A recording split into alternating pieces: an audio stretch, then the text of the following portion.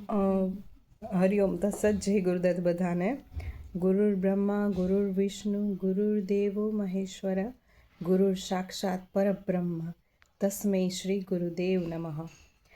અત્યાર સુધી આ શ્લોક તો આપણે બધા જ બોલતા હતા અને હું બોલતી હતી બાળપણથી. આમ અમારા ઘરે 34-35 વર્ષથી ગોંડલ સાધના કેન્દ્રમાં અને ત્યાં ધૂન ચાલતી હતી અને અમે બધા ધૂન કરવાને બધે જતા હતા.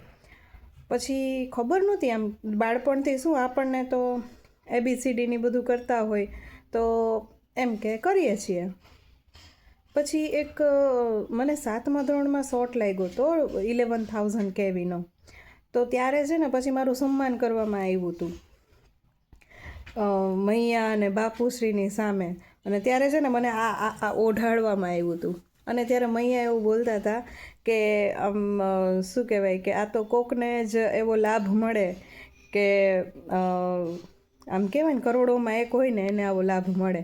અને ત્યારે તો હું શું સાવ 7મા 8મામાં હોય તો આપણને શું એવું કંઈ ખબર ન પડતી હોય કે આ શું કહેવા માંગે છે, શું સમજે છે. અને એ ઘણા બધાને સન્માન કરતા હતા.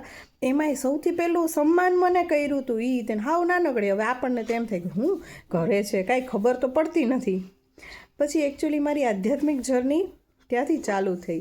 ખબર નહીં આપણે કેમ ઓલા કહે છે ને કે ભાઈ હસીબા ખેલીબા રમીબા મૈયાશ્રી, તો એ બધું ચાલતું હતું પણ અંદરની જર્ની ચાલુ હતી. હરિઓમ તત્સત જય ગુરુદત્ત થકી આધ્યાત્મિક જર્ની.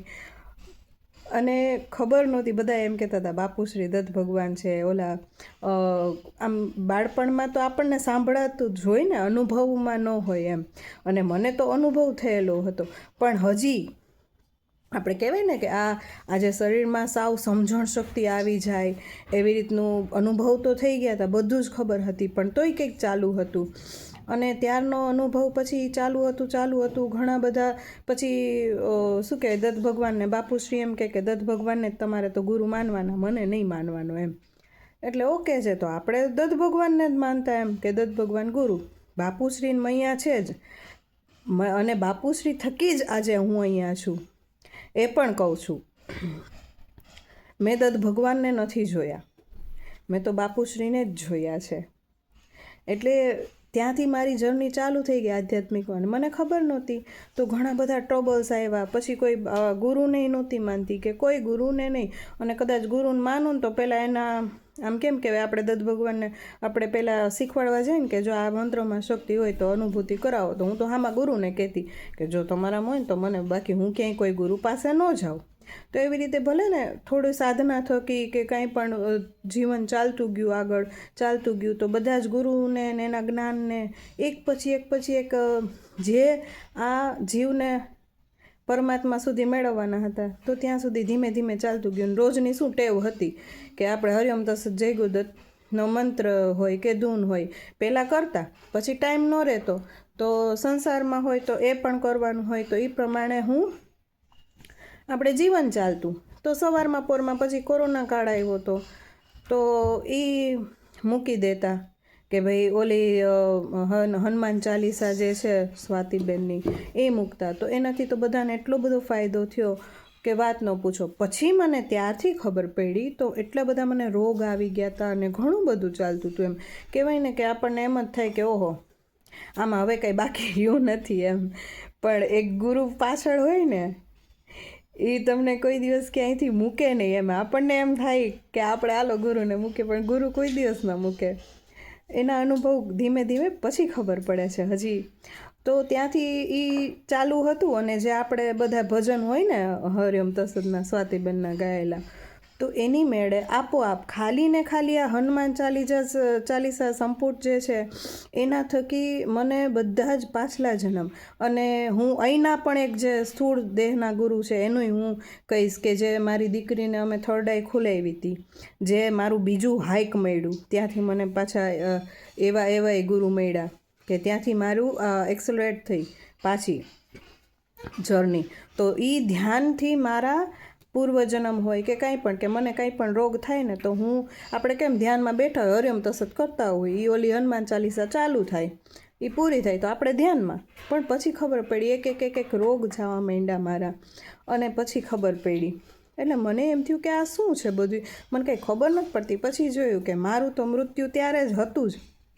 મારું મૃત્યુ 7મા ધોરણમાં જ્યારે ભણતી હતી ત્યારે જ હતું.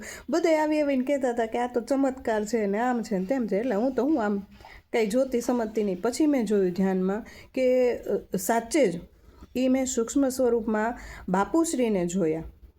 મારો દેહ ત્યાં જ પડ્યો હતો અને મારો જે આત્મા હતો એ બહાર હતો. અને જો બાપુશ્રીએ મને એમ જ કીધું લાકડી મારીને કે જો તારે આ દેહની અંદર જવું હોય તો તારે આધ્યાત્મિકતા તરફ વળવું પડશે. અને મેં તો જી બાપુશ્રી કરીને અંદર વહી ગઈ. પછી તેને બધાએ એમ કહે કે આટલું બધું એને પેઇન થાય છે તો એને અંદર અનુભૂતિ કેમ નથી થતી. પણ બાપુશ્રીનો એટલો બધો ચમત્કાર હતો એ ત્યારનો કે મને શરીરમાં ક્યાંય પણ એક જાતનું પેઇન નથી થતું. નહીં તો તમને એમ થાય કે આ બેન જીવે છે કઈ રીતે.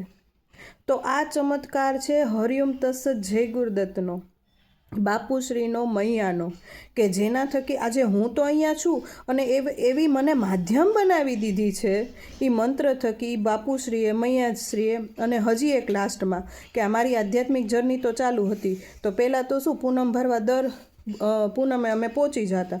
હવે સ્થૂળ દેહનું એવું જરૂરી નહોતું થતું કે હું ત્યાં પહોંચી શકું. તો અહીંયા આપણે પૂનમનું સાંભળીએ તો દેવેશજીનું સાંભળ્યું કે દેવેશજીએ એમ કીધું કે તમે છે ને મોક્ષ નહીં મુક્તિ માંગજો. તો ખબર નહીં, આપણે તો મુક્તિ માંગી. એ આપણને તો જે દત્ત ભગવાન સ્વરૂપ જ છે. દેવેશજી કયો, મૈયા કયો, ઉમાજી કયો, બધા ચારે ચાર એમ બાળપણથી મારો ભાવ તો એ જ છે. તો આપણે મુક્તિ માંગી. પછી ખબર પડી ઓહો મુક્તિ માંગવી સહેલી નથી. પછી એ મુક્તિ માંગી ઘણા બધા એવા અનુભૂતિ થઈ કે પછી ખબર પડી કે ઓહો મેં આ જન્મય શું કામને લીધો હતો. અને કેમ બાપુશ્રીએ મને જ એવી સિલેક્ટ કરી કે તું આ કર આગળ એમ. અત્યારે અંદર ઘણું બધું એટલું બધું ચાલે છે ને કે હું બધું તમને નથી સમજાવી કે કહી શકતી. તો અત્યારે બસ હું જે જીવો જે છે, આત્મા જે છે, એ બધાને બસ પરમાત્માના દર્શન થાય ને એવી જ ઈચ્છા રાખું છું કે એ લોકો બધા જ આગળ વધે અને એની જે સોલ જર્ની જે છે એ પૂરી કરે. અને હરિઓમ તત્સત જય ગુરુદત્ત કરતા રહે, બીજાને કરાવતા રહે અને બધા જ જીવોને આત્મજ્ઞાન થાય. બસ આ જ ઈચ્છા છે. હરિઓમ તત્સત જય ગુરુદત્ત. બાપુશ્રી, મૈયાશ્રી, ઉમાજી અને લાલાજીના ચરણોમાં અર્પણ.